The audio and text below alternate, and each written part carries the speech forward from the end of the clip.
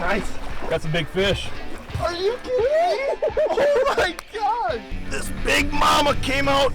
This is the biggest fish I've ever killed bow fishing. Sun's out.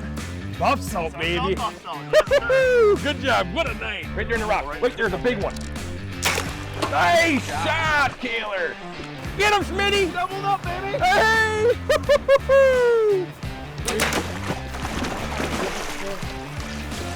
Good shot, man. There we go. We got two of them now. He's a good gator. He's a monster. That's a good gator. Oh, he came a long ways. Wait, that was awesome. Wow. How cool is that? Wow.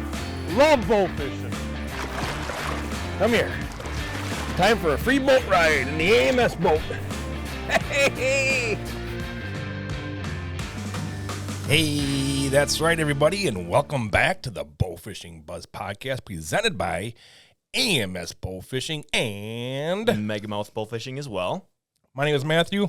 Right here, my good buddy D. Schmitty. What do you think, man? But I tell you what, Matt. It's getting close to Thanksgiving already. It is. I can't believe it's the 9th of November. And we didn't talk about this at all, but I'm just going to throw this in there. We're both tagged out, you know, and it's bow hunting big time up here in Wisconsin right now. It's the rut. Rut is on. Yep. I have not tagged out as early as I did this year for probably I'm not lying, 13 years. It's been a long time. Yeah. And yeah. Same here. Are you feeling withdrawals? I am. I was just gonna say that. I'm feeling withdrawals. I'm going out with a guy from here at work, like to film him hunt. Yeah. Like I got to get in the woods. I know. Oh man. I know. You know. I've been sitting there a couple times with my dad. He's 83 years old. That's so, awesome. You know, that's very cool. Now we're going out and sit with him, and haven't had much luck. We've seen a couple. Like one night he said, he saw like $5, but they were all forks and spikes and stuff like that. Sure. Yeah. I sat with them a couple times, and we see some does and some fawns and stuff. But we're gonna get out again this weekend with my dad. I went out and actually just after work, I just went out and sat in my dad's hay wagon blind yesterday afternoon after work at 3:30. I got out there about 3:45. I know it's not much time, but it's really close to the shack right there. So I just walked out there and sat in there. And I don't know if I've mentioned this on the past, but I've got this little buddy out there that I've been watching for a couple of years. You have a friend. Yeah, I call him Gimpy. A pet. Yeah. His lower left leg is, I don't know if he got hit by a car, if he got caught in a fence, or it got shut off, but I found him last year. He was on the property, and he's hung around there. Yeah. Last year he was a button buck, and this year he's got 3 on the left side, and of course on the opposite side because of a rear injury. He's got a spike on one side. And I was really hoping that he was going to make it through the winter last year. I was hoping the coyotes would leave him alone. Sure. And I ran into him several times, you know, walking in there in December and January and March and stuff like that. You would send videos of him being like 20 yards from you. Oh, yeah. Just watching you walk by. Yep. And this year, I walked up on my food plots. I see he was there because of my cameras. I sneak up there, and there he was feeding, and I could literally stand up and hold the camera back and film him and me and stuff together. And he walks by, and I talked to him. Hey, Gimpy, you know, how's it going? And he looks at me a little bit, and he goes back down to eating and stuff. So last night I'm sitting in my dad's camper blind there, and that's right where he lives. And sure enough, you know, a little before 5 o'clock, I see a deer's face. You can see that white chest, you know, he's in the brush, and I'm looking all of a sudden he starts walking. I'm like, here comes Gimpy, you know. But don't, he's got a really bad limp because he can't touch the ground with that left foot. Right. So he always, his back end always drops down when he wants to use his left leg. Right. Yeah. There's nothing there. Yeah. Yeah. But you know what, Derek? He made it through the season last year. He survived. This year I've got pictures of him working scrapes, working licked branches, fighting with other deer. Yeah. And the other night I came walking out of the woods, and a doe went across, and a 2.5-year-old ate. And here he comes. Bloom, bloom, bloom. Here comes falling old behind Gimpy. a little bit. Yep. So cool. So he's out there doing the normal things that deer should be doing right now, especially bucks. And it's really neat to see that. He's off limits. Nobody's allowed to shoot him on our property. Yeah. And it's just fun following that. And I think too, you know, one thing too, if people listening, like, this deer is not a deer that like is injured to a point where you're like, oh man, that deer's gonna die. Right. Like he was hurt last year. Yep, he's got a noticeable gimp this year, but like you said, he's out running does, and yeah. you can just tell it's him because he's got a goofy rack now, and two, he's got that noticeable limp to him. Absolutely. So yeah, it's kind of cool to follow along with that. And when he's like 5 years old and he's a freaky 140, you're gonna have a real easy time shooting that deer. You're just gonna be out in the woods. Be able to. Gimpy, he's gonna come running to you. Yeah, he's a neat deer. Yeah, So that's cool. So we That's hope everybody out there in the woods is having some good times right now, because this is prime time. Just like when the buffs are spawning and the commons are spawning, this is a time to be in the woods. You know, last week and a half. Yeah, week and a half into now. Latter part of October into the first 2 weeks of November. Just logging time is the best thing to do. And it for us, I wouldn't trade the deer I shot at all for the world. Right. But it's just it's weird not to be in the woods during these prime times. You walk outside in the morning and it's 30 degrees. You're like, oh, oh, it feels good. Yep. But so. And right now we are on episode 49, Schmitty. 49, one away from 50. One away from 50. We've got our buddy in the background. Peamouth Chub is here with us again. I don't agree with this. I don't want to talk about it. He's bad luck. Bad. We'll see how long that battery lasts today. Yeah. And I know we talked about it before, but all kinds of bad things happen when this little crazy creature is in the background of these podcasts. Freaks me out. Batteries die. We should play some spooky, scary music. Of course you have that loaded up. You just have that sitting there waiting. You were waiting for that one. Yeah, exactly. Oh, yeah. Exactly. But we've got a good podcast on deck here, Matt. Yep, that's right. What are we doing? We're going to go over, there's only a couple of records. We'll go over some of those. And then last week, Derek, 2 weeks ago on the podcast, we were talking about the BAA records, and we had some odd fish in there. And we kind of felt like we should probably dabble in explaining those species to the listeners a little bit more. So we'll do that. Yep, we'll do that. Well. And then we've got a special guest that we're going to be calling, Rich Porter from Omaha, Nebraska. Yep. Rich does a lot for the sport of bow fishing. He did a huge part in the 2021 Worlds that was in South Dakota. And we're going to be giving Rich a call. Yeah. Seeing what he's up to, seeing what he's going to continue to do, seeing what's coming up next for him in his bow fishing adventures. So it's going to be a good podcast. Yeah, cool. Good podcast here. Cool. Yep. So you want to start out with the records here, Matt? All right, so let's start out. We don't have very many, but once again, we've got Dustin Meisel on his BAA Alabama state record bluefish, weighing 2 pounds, 6.4 ounces. The old bluefish. We saw a couple of bluefish when I was out with Corey. Oh, you did? This year in Delaware stingray fishing, and those things are like darts in the water, man. They're fast. Really? They're super fast. Are they blue? They look like they were silver to me when they were swimming through the water. Okay, gotcha. But I guess they're blue. Next record here, another shocking name, Dustin Meisel again. Congrats on his BAA Alabama state record, African Pompano. Right. African Pompano, and that was shot in Alabama. Mm-hmm. It's also the world record also. Yeah, wow. And world record, weighing in at, I think you forgot to write the pounds in front of this one, Matt. No, that is correct. 4 ounces? 4 ounces. Oh, how do you not shoot that fish in half? Yeah. That's crazy. Wow, Dustin is a sniper. He's shooting bluefish. You said they're like darts, and he's shooting 0.4 ounce African pompanos. And last week when we were doing last world time record too. We were doing the records. He had like the sea robin and I think the sea puffer or something like that. We've got the Peamouth Chub, the smoothback puffer, and the sea robin. I think he had 2 of those 3 even. I think he's listening to the podcast and going, I'm going to keep these guys going on these odd little fish. I love listening to these guys stumble over these crazy fish that I'm shooting. That's what Dustin's out there doing. Right. But congrats to Dustin. Nice shooting. Yeah, that's awesome. That's awesome. Very cool. And then a couple of little messages here. The Bowfishing Association of America has a spring meeting coming up, Derek. It's going to be March 4th. In Nashville, Tennessee. Cool. Matt, tell me a little bit, what gets discussed at a BAA spring meeting? Of course, all the board members are there. Yep. And I guess as I'm going into board members here, I'd like to give a big congrats to the new BAA officers. We just had him on a couple weeks ago. Pete Gregoire is the new president. My good buddy, Jody Bagalki, right here from Wisconsin, is the vice president.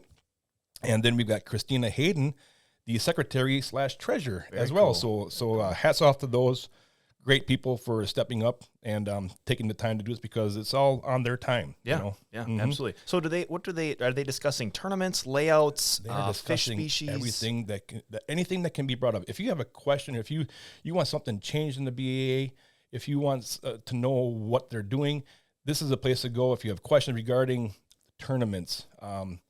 What is the purpose of the BAA? They're going to go over everything in that that meeting. Cool. And even looking to the future too, they think about, okay, so some of the rules that they're coming up with is every year they're going to have the worlds in the north or the south. Okay. To kind of flip flop so every year it wouldn't be like in Wisconsin and then Minnesota and then South Dakota. Oh, so they're going every 3 years in a row. Okay. It would be all up in the northern states. It'll be Wisconsin, Texas, Minnesota, Louisiana. They'll bounce back and forth. Yeah, okay, so that's kind of the stuff that they discuss. That's cool. And from voting on it to BAA fees. Sure. What do you get if you're in the BAA? So everything that is bow fishing for the Bowfishing Association of America gets discussed at the meeting. Cool. And then they also go through the Bowfishing Hall of Fame inductees and Shooter of the Year, Youth Shooter of the Year, and they get awards and stuff like that for all kinds of neat topics. Then that's cool. Yep. So before we give Rich a call, we're going to dive in. We were just talking about all those crazy species that we had for records last year, right? And we were kind of talking. The title of the last podcast, if I remember correctly, was Peamouth Chub. Peamouth Chub. It was such a talking point that we decided to name the podcast after it. The Peamouth Chub is a member of the minnow family that is commonly found in most freshwater systems across the Pacific Northwest. Peamouth Chub are found in lakes, small streams, and brackish waters. They are present in the major systems across Western North America. Across Western North America, Peamouth Chub spawn in shallow waters of small streams and lakes where gravel is present. During late spring, females deposit eggs onto the bottom. Each female can produce between 5,000 and 30,000 eggs, depending on the size of the fish. Wow. Mm-hmm. Juvenile Peamouth Chub make up an important diet for predatory fish in lakes such as trout. Adults primarily feed on small aquatic invertebrates. Right. So Peamouth Chub, I'm just thinking of, that's a good little basic write-up about him. I'm thinking of just kind of a bigger member of the minnow family. Yeah. Yep. That's something that you would go and throw your minnow net into the creeks, rivers, and streams, and you probably catch a Peamouth Chub. Yeah, use them for catching northern pike or something like that. Cool. And I guess very trout cool. feed on them. And trout, yeah, that's cool. So then we also had the smooth back puffer. And it's really cool to learn about these type of fish because it's there's some interesting facts on these, Derek. Yeah. Oh, I see that. Usually entirely gray to olive gray, darker above than below, sides somewhat silver. Body entirely unscaled except for the prickly belly and underside of the head. That's cool. This is really interesting right here. FDA warns against eating smooth pufferfish because it can be extremely toxic.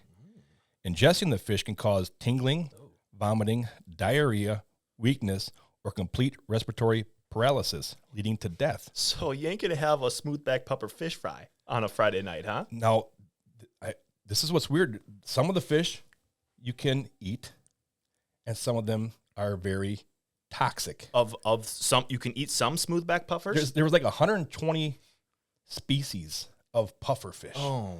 Yeah. Yeah. And they even said if you are flaying out puffer fish, that toxins can stick on the cutting boards and on the knives. Okay.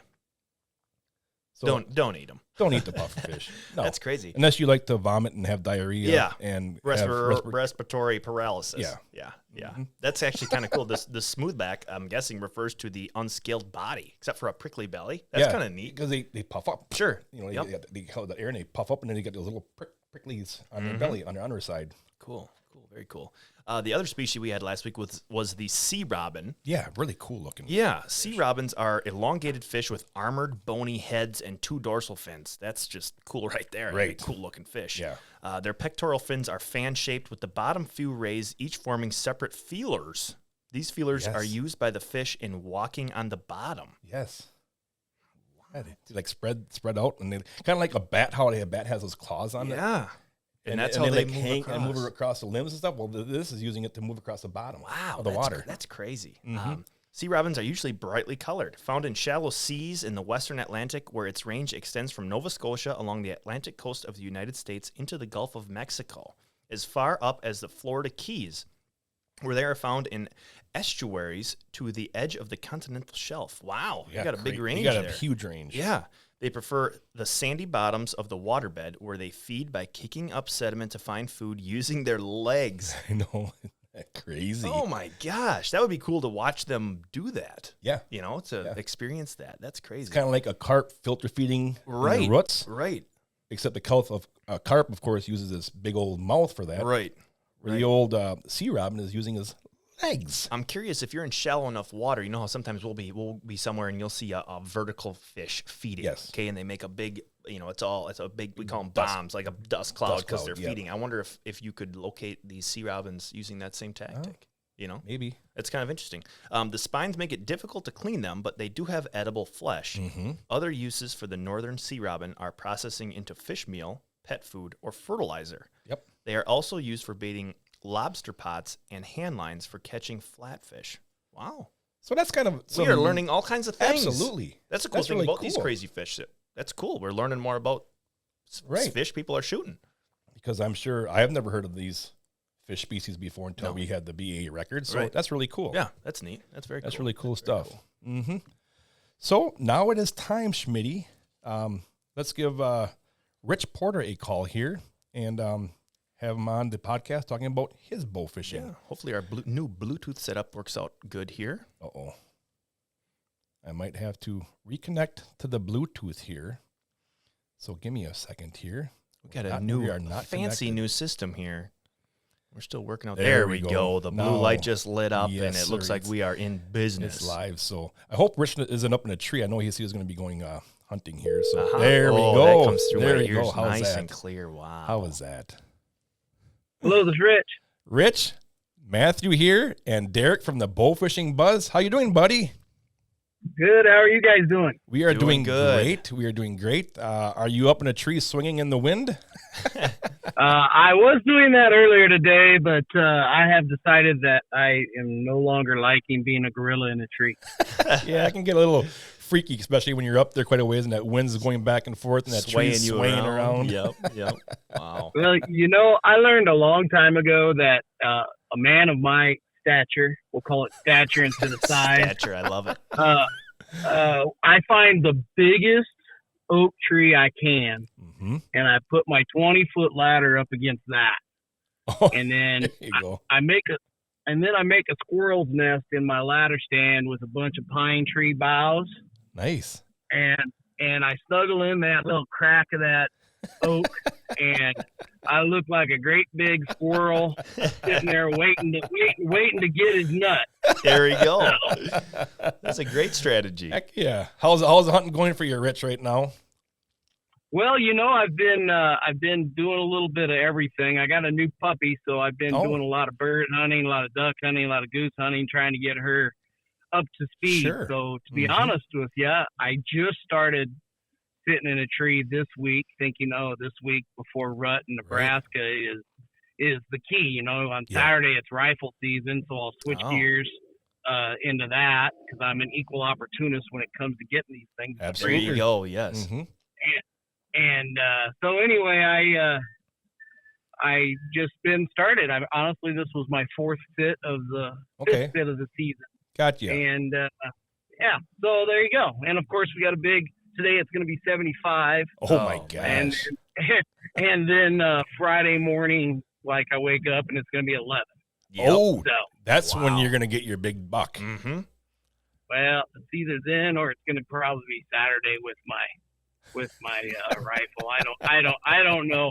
When the weather changes like that, it's the problem we all have. Do you hunt ducks and geese, or do you go hunt deer, or what you doing? And after 5 or 6 days in the stand, you start to think, a duck boat sounds kind of nice. Ah, there you go. Yep, absolutely. Absolutely. Well, Rich, we want to thank you for being on our podcast today, and we're just got some questions here for you, and we're going to go through your involvement with the sport of bow fishing. So, Derek, you can go ahead and start it out. Sure. So the first question I got for you here, Rich, just tell everyone where you're from, how long you've been bow fishing, how you got started, just kind of that basic upbringing in the sport. Well, I'm from Omaha, Nebraska, born and raised, still live here. I got into bow fishing in 1988. Oh, wow. After I got hired in a bait tackle archery shop, and was introduced to archery, and I bought a PSE Polaris bow. I don't know I know Derek can't remember that, but no, I can't say I do. Yep. And I did the same old thing that a lot of us do. Tennis shoes, shorts, and a drum on the front of the thing with a couple of arrows, and started hitting local lakes, walking. And you got to walk before you can crawl. Like, crawl before you can walk, I guess. Right. That's how they say it. Yep. That was the beginning of the end of a lifetime passion for bow fishing. So that right there, hooked for life. Yeah. Yep. Yeah, for sure. Cool. Nothing like shooting a 2-pound common carp to be hooked for life. There That's we right, go. exactly. Yep. Small beginnings. Awesome. It's amazing what can happen. Oh my goodness, that's crazy. Yep. It's crazy. Mm-hmm. Now, Rich, I know you're really involved with the Bowfishing or the Bowfishers of Nebraska club that you guys have there. How long have you been with them, and what role do you play with the club right now?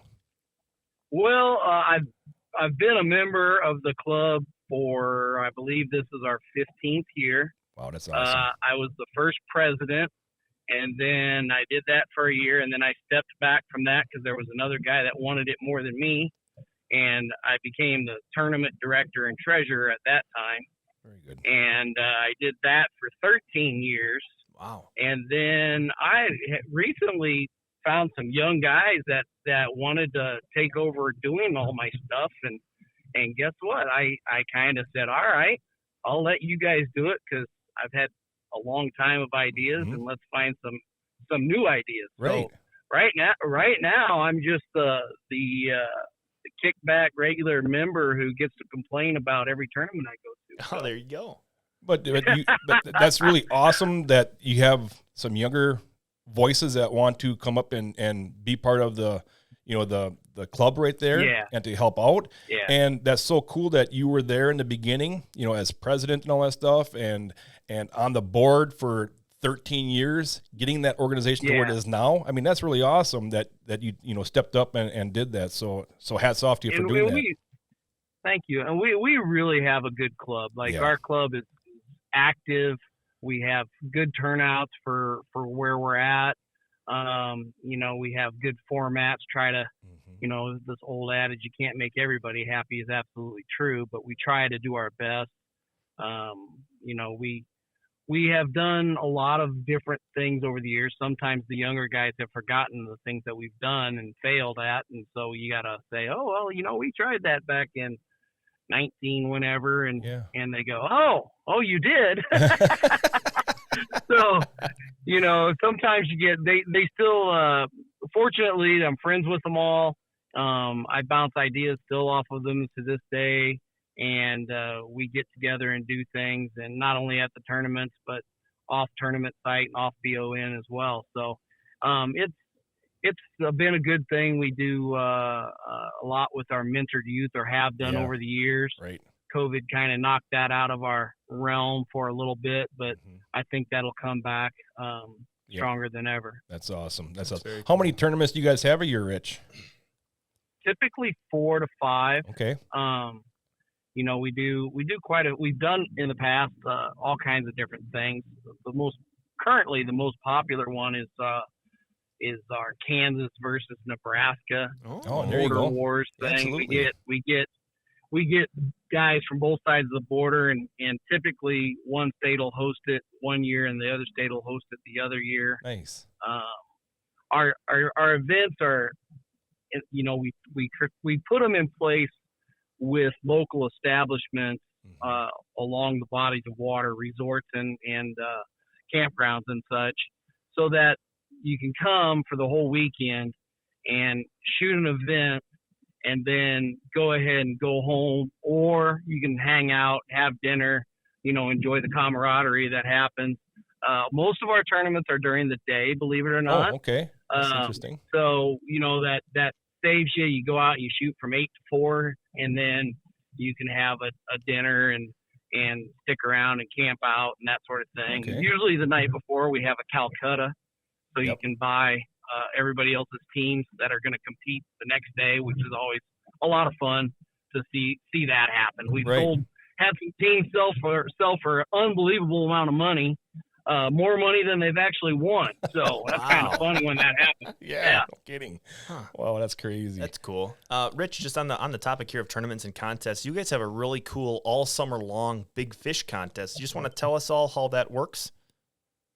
So yeah, the big fish contest was a brainchild of a guy named Zach Hickel, and Zach and I are friends, and he would always say, man, wouldn't it be great if we could do something where all these guys always say, well, if the tournament would have been last week, or, oh my gosh, you should have seen the grass carp I shot last month, or you should have seen this or that, or what have you. You know, everybody, you always hear about that. Mm-hmm. So it was really more of a way to get everybody together at the end of the summer with their biggest fish. That's the kicker it originally, it originally started with, bringing your biggest 15 fish. That's how it first started, whatever they were. Yep. And then it's now evolved to the biggest of each species. Right. So, you bring in your biggest grass carp, your biggest buffalo, bighead, gar, common carp, I'm missing one, silver carp, and bighead. Okay. So everybody spends all summer going out and trying to shoot a big fish, and then they stick it in their freezer for the summer.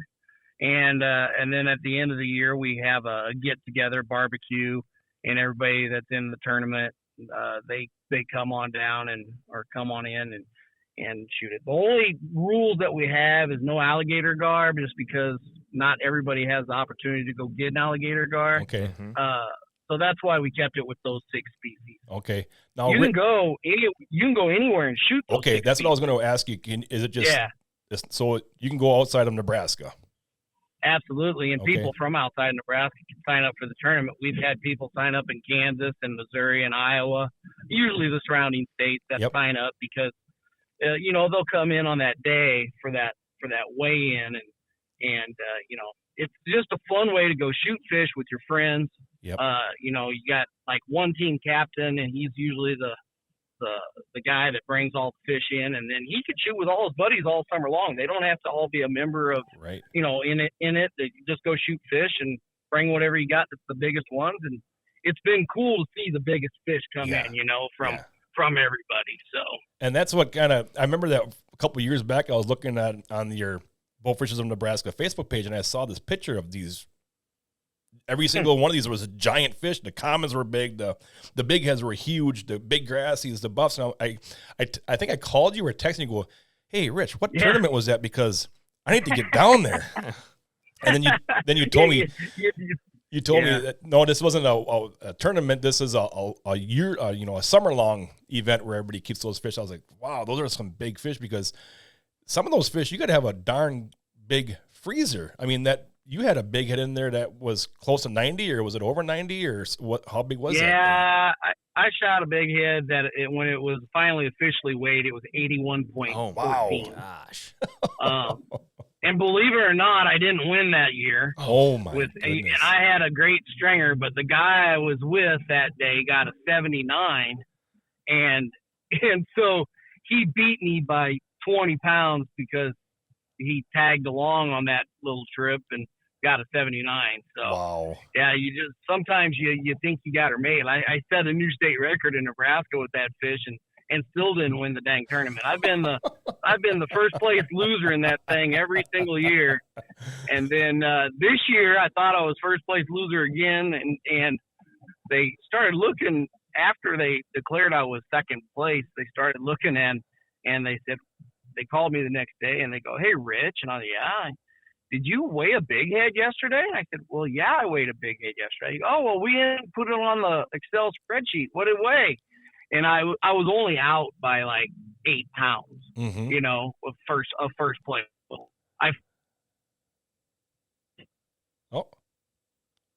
Which put me in first place. So I ended up winning this year. Wow, that's awesome. That's awesome. And what a cool, contest. I mean, those pictures are just really cool because all the fish are giant fish. It's really a neat thing. Yeah, so they are. They're just giant. Yeah. Yep. It's really cool. So back in 2020, Lance Wheeler won the bid to host the BAA Worlds Bowfishing Tournament in South Dakota. Yep. You played a key role with this event. It was one of the largest BAA Worlds event with just a crazy, huge payout. What was your experience like doing that? Organizing the red zone maps, the auctions, the weigh-ins, and then, of course, having to deal with the big postponement due to COVID that year, and then having to get back into things again. That had to be pretty hectic. Yeah. It was an interesting 2 years. Yeah, I bet it was. It was an interesting 2 years of my life. I had always said that I'd like to be a part of hosting Worlds. Here in Nebraska, we just don't really have a body of water that would do it. Mm-hmm. So when Lance won that bid, he called me and asked if I'd like to co-host, and I said yes. And to be honest with you, Lance handled all the logistics. He did a great job with lining everything up. He had everything planned, and we talked about a lot of those things. But he did all the red zoning. He did just so much work on the ground because he's from there. Sure. And here I am, 4 hours away trying to figure out how I can help. Well, how I could help was doing, the fundraising, the promotions, those sorts of things. A lot of those were my ideas. Okay. Spent a lot of time on the phone, a lot of time on the internet, emails and everything else. And asked everybody I knew to help out as far as like people in the industry. And it worked out really well. Yeah. I think we ended up, if I remember correctly, with about $97,000 in cash and prize. Wow. Holy cow. So that is crazy. That was really, and what was crazy about it was there was no real big donor. You know what I mean? Yes. Like there was nobody that was like, oh, well, here's $10,000 or anything like that. It was all, you had to look at that list of sponsors to see that there was, I can't remember how many there were, but it was a lot. Wow. And to get to that number, and then of course, the entry fees and the fundraising where we did, first we started off with that March Madness. Yep.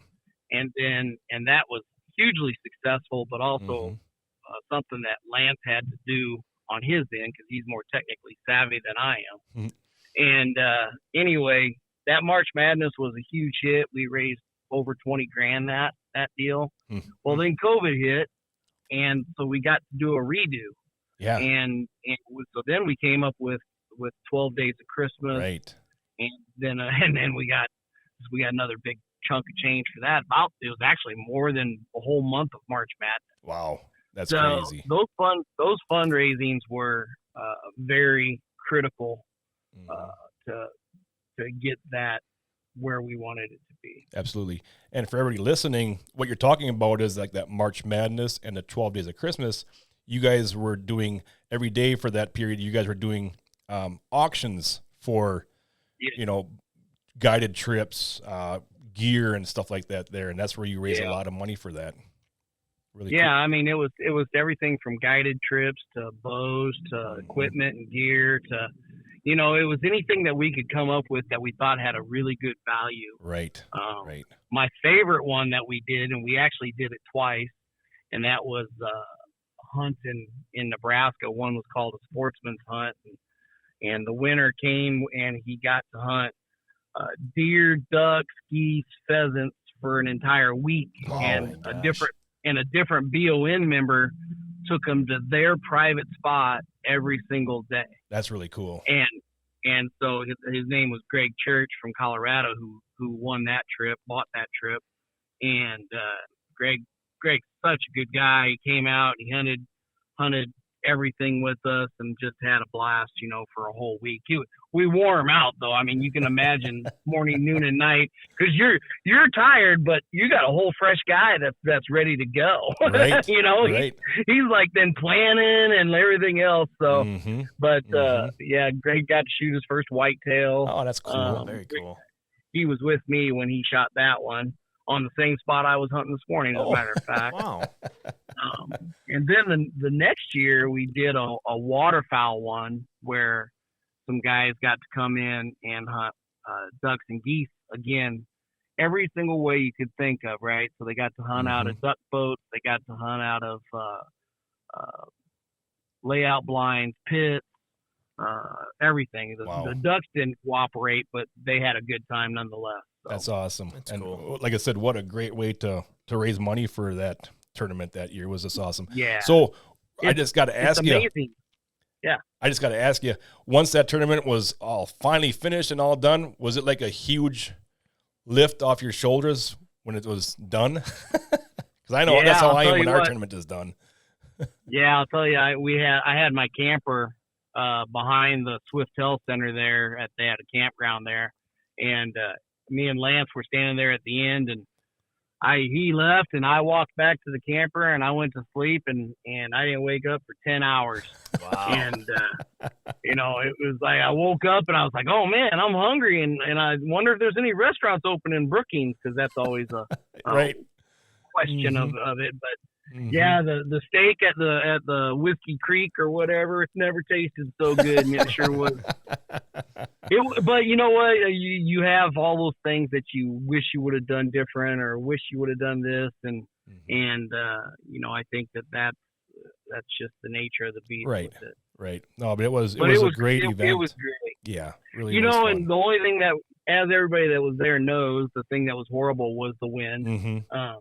The year before, if it would have been that night, I was there with my team that particular night, and it was dead flat and a full moon. Oh my gosh! So, can you imagine? And you were there. Yeah. Can you imagine a dead flat full moon night in South Dakota?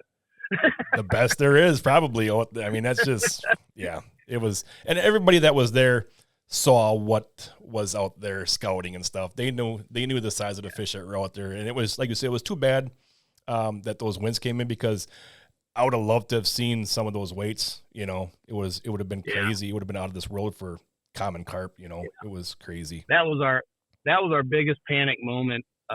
10 days prior to weigh in, we found out that our fish disposal had changed, and so for 10 days we were trying to figure out how to get that lined up. But once again, we got lucky, and or blessed, however you want to put it. But right across from the Swiftel Center was a guy with containers. That's all, and he said you can have as many containers as you want. I'll haul them away. Oh my gosh! Wow. But I was expecting a 250,000 pound night if it wouldn't have been windy. Yeah, I really was. Yeah, and we ended up with like 56,000 pounds of fish on a horrible night. Right. And probably half the field didn't come weigh in that night. So. Yeah, it would have been crazy weights for sure. It would have been amazing. Yeah, it would have been. Yep. So, Rich, you travel all over bowfishing every year. Do you have a favorite species to target, and do you have some memories, some good memories from targeting that species? Well, I'll tell you what. This year, I kind of became a bowfishing vagabond. I sold my boat in preparation to buy a new boat, and so I was really, everywhere I went, I was begging my way onto people's boats. and I had never shot in Louisiana until this year. I'd never shot, really not much in Arkansas until this year.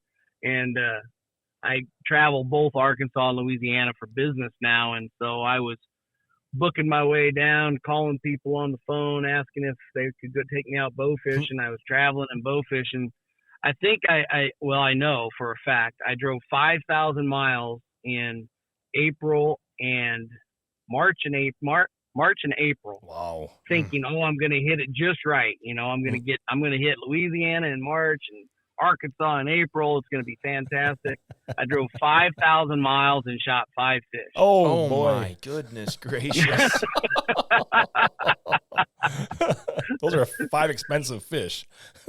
Those are, luckily I was doing it. I had to go there anyway to work. So, okay. It was still just amazing having to drive that far for what I ended up getting, Yep. Mm-hmm. Mm-hmm. I see on your Facebook page and every time I see you, you're in a great mood. You enjoy people, you enjoy life, and you really enjoy the outdoors and everything it has to offer. I see you're ice fishing all the time, open water fishing, bow fishing, bird hunting, deer hunting, going on African safaris. And one thing that is really cool, Rich, is you love to spend that time with your wife, Jessica. And I know this past August, you two took a trip to California to do some bow fishing for Mako shark. How did that go?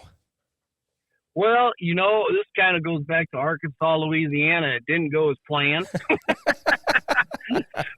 we fly out to California. We're going to go try to shoot some Mako sharks. And we got there, and 2 days before we got there, there had been a hurricane off the coast. Jeez. And so that made the seas be about 10 foot. Wow. And we went out there, and the charter did its job as far as everything it could do to get the dang sharks to come in. There was just no sharks around. Right. It was their only trip all summer that they had a day where they didn't see a shark. Oh, no kidding. Man. Wow. Normally they see 3 to 7 sharks, and Sure.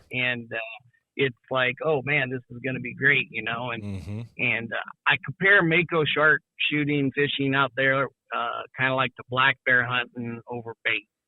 You go out and you throw down about a 2-mile chum line with tuna, bonita, and then you sit there and wait, and you just chum and chum and chum and chum.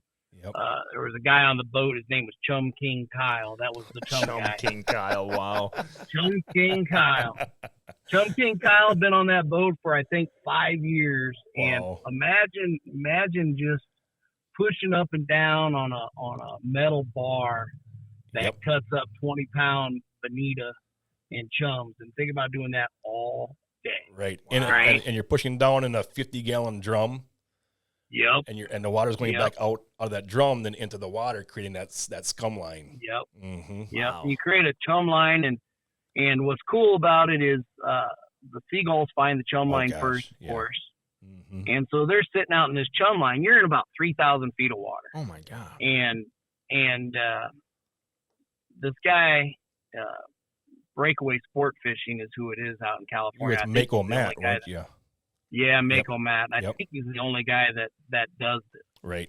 And he's got a pretty good system down, But the first day we didn't see a shark and didn't see anything all day, and he was blaming the weather or the hurricane because he hadn't had that happen all year. Right.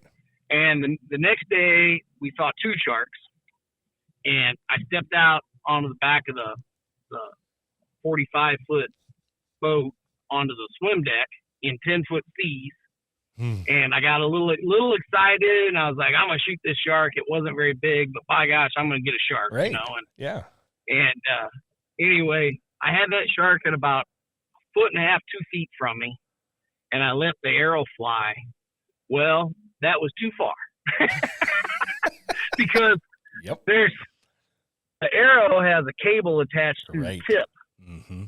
And so as soon as you shoot, the arrow starts to tumble. Yep. And so my arrow just smacked that shark right on its side. And shark really didn't go anywhere. And I kind of assessed my situation. I decided that I would let my wife shoot this shark because it was about 100 pounds. Mm-hmm. And I was dumb enough to think that I'm one of 300 to 500 pounder, So yeah. I decided that I wouldn't shoot it, and so my lovely wife stepped out, and she gets out there, and she's about 120 pounds soaking wet in the back of the boat, and the swells are going, and you can look into the wave off the side of the boat and see the shark coming because the waves were that high. Oh man, yeah, that's crazy. And the shark came into the back of the boat, and she shot it, and that's when the fight starts because they're very powerful. They swim faster than any other shark, like 45-mile-an-hour swimmers. Yeah. We didn't see the acrobats they're capable of, right. But apparently they can fight like a sailfish, Yep. They'll come right out of the water and jump 15 feet in the air. Yeah. Yeah. So anyway, she after a half hour fighting it, she got it.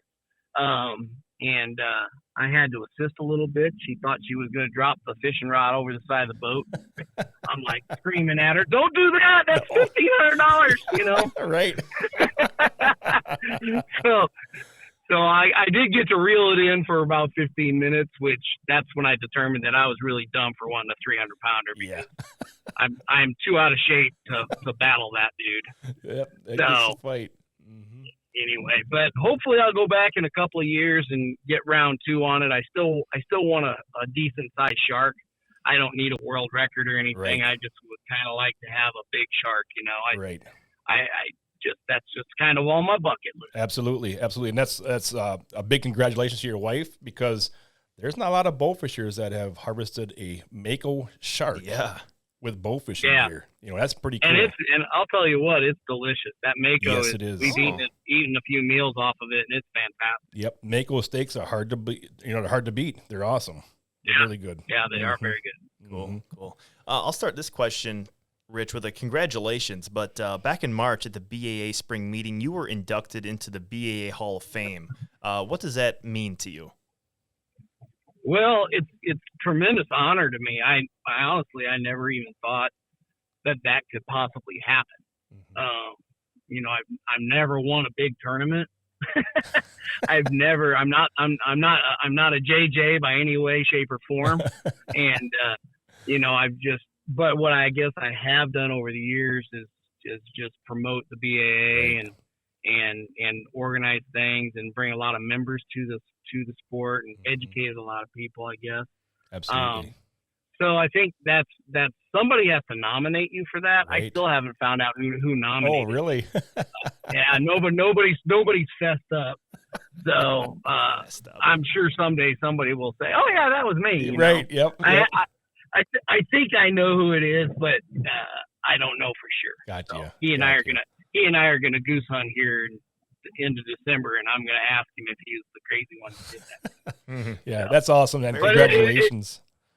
It's really something to be to say I'm a Hall of Famer of anything is amazing, but to say I'm a Hall of Famer of the sport that I love is really incredible for me. That's awesome. So awesome. It was truly an honor, and I keep wanting to promote, you know, and keep doing what I can for the BAA. The organization is changed, or going to change here coming up with new officers, and I know you had Pete in your place there a little while ago, and Pete was nice enough to ask me if I'd like to become the state rep manager. So that'll probably happen as long as he doesn't change his mind. Very cool. Very cool. Because I did see that that was open. You know, nobody had stepped up to want to take that position yet. So you would be a great candidate for that. Oh, those poor state reps. Well, they'll get so tired of me bugging them. That's good. That's what we got to have, because I'm a rep for Wisconsin here, and I forget, you know, throughout the year I throw in a couple of things of what's going on here in Wisconsin, but then I forget, you know, that I should be probably doing a little bit more, you know. Right. So you got to have somebody under that's kind of kicking you in the butt a little bit to say, hey man, what's going on, you know? So you'd be great at that. Mm-hmm. Yeah. Well, I'm happy to help out any way I can. You know, the club means a lot to me. Mm-hmm. You know, the Worlds means a lot to me. I think that the upcoming Worlds is going to be a good one. I know that those guys are planning a December fundraiser and a March fundraiser. Cool. I know that they got some good side pots, a pot of gold side pots, with quite a bit of money already in that. So I think those guys are going to do awfully good up there. And, you know, it's an extension of it's the big thing that the BA does every year. You know, besides the spring meeting, which is coming up in I think March in Nashville. March 4th. Yep, correct. So that's a fun one. That's a fun meeting to go to, and bring your wives. And Nashville is always fun. So if anybody wants to come to the Nashville spring meeting, come on down. That's cool. So I guess, Rich, we're gonna close up the last question here. So what's next moving forward? I know you said a little bit about becoming possibly the state rep for the BA. Any big plans for some trips coming up next year? You know, I got to take a year off to refund myself so that I can go shoot a shark. So that's you're gearing up to get that big mako shark in the future. Yeah, I think I got a pretty good idea for a new way of doing the shooting the shark. So I'm gonna see if I can go old school on him and come up with something different than what he's doing. But, there you go. And then I think my number one goal this year is going to be to go to Worlds and to hopefully beg my way onto some boats through Wisconsin and Michigan. Right. Wisconsin and Michigan. Only thing I've ever shot in Wisconsin was on the Mississippi River when Worlds was there, and that doesn't count, and I don't think so. Yeah, that's right, because I actually ran into you down there in Prairie du Chien, and we had a pretty good conversation, some good times. Yeah, yeah, I was another. Every Worlds I've been in, I've done the exact same thing. I hit middle of the pack. They need to have an Average Joe award for me, because man, if there was a 5,000 Average Joe, I'd win that thing more often than anybody else. That's awesome. Well, Rich, we're going to let you get back to hunting here and get back in that tree and go after your big buck. But we can't thank you enough for joining us today on the Bowfishing Buzz podcast. We can't thank you enough for your contributions throughout your bowfishing career and helping getting clubs going and continuing that here with joining the BAA. We thank you so much for that work there, and thank you again for joining us here. Hey, thanks for having me, guys. I really enjoy talking with you and seeing you. And hopefully, if I don't see you in March in Nashville, I'll catch you on a trip up to Michigan in May. Absolutely. You can jump in the boat. We'll go chase some fish. All right. Remember, you said that now. Yes, I know. So, all right, Rich, you have a great Thanksgiving coming up here, and you take care, buddy. All right. You guys as well, and I enjoyed it. Thank you. You bet. Thank you. Thanks, Rich. All right. Yep. See you, Derek. Bye. So there you go. Little Rich Porter action. Little Rich Porter interview. Cool. He's a great interview. Great talker. Rich is a great guy, and he's so energetic. Yep. It's contagious. It is. It's contagious. I run into him at some of the ATA shows or the NBS shows and stuff like that there, and he's just a great guy. He'll always come up and talk to you and shake your hand and talk, and friendly guy, and he's always has a smile on his face. Yeah, that's what I like about Rich. He's always gung ho and happy to see you, and good natured. Right. I think one thing that I just picked up from that is just at the end there, he said, I got a refund for a year to go back out and chase mako sharks. That takes a certain mindset that he went out and did it once. I mean, that's going out to plan that's one thing. And then it's probably an expensive trip. I don't know the exact numbers or dollars there. And it could be very easy for an individual to go out on a trip like that, not shoot a shark and be like, well, I'm not going to go do that again. Nope, he's already got plans on how he wants to do it again next year. That shows really good determination, and that's absolutely someone that we would want in the bowfishing community. Absolutely. Very cool. And like I said, congrats on him getting into the BAA Hall of Fame. That's awesome. Yeah. That just shows that people are watching you and seeing what you're doing in the sport, so that's awesome. Yeah, very cool. And I do have to mention here, Derek, that our battery lasted right around 40 minutes. Well, that's still not long enough. Now look at this one. This one's already half dead, and I turned it on 2 minutes ago. Crazy, and it was 100%. Yeah, I wonder who's sucking all that battery. Yeah, exactly. Little Peamouth buffback. Yeah, exactly. Peamouth Chub. That's it. Yeah. We gotta get. When you're gone, if you're gone one day, he's just gonna end up in the garbage can. That's awesome. And the one thing that we want to tell everybody is to, next week, we're going to be running some Black Friday specials on the AMS website. Yeah. So you're going to want to make sure to get out there and check those out. We've got some great specials. I'm not going to tell you what they are. You're going to have to go there and look for them. But next week, make sure to visit the AMS Bowfishing website for some Black Friday specials. And I think, too, speaking of specials, Matt, we might have a little bit of a special episode for our 50th episode next week, or 2 weeks from now, I should say. You got something... Yeah, something that you and I have been working on for a couple months now, so that'll be neat, just to tease that a little bit. Mm-hmm. There it is, Schmitty. You know what that noise means? Wrap it up. Wrap it up. Back to work. Back to work. Exactly. Back to work. Yep. Well, we hope you enjoyed this episode of the Bowfishing Buzz podcast presented by AMS Bowfishing and Megamouth Bowfishing as well. We had a great time talking to Rich Porter. Yeah. It was really cool to go over some of those little facts on some of those crazy fish that Dusty's is shooting down there. I think he's having fun with us. Oh, yeah, absolutely. Watch, next week us say that, he'll have 10 more crazy ones. I hope he does. Yeah. Yep. I hope he does, because it's cool to go over some of those facts on some of those strange fish species that we're not used to. Very cool. And with that, all of us here at AMS Bowfishing and Megamouth Bowfishing wish you the best of luck on the water. And remember, aim low, think big. Thanks for listening, guys.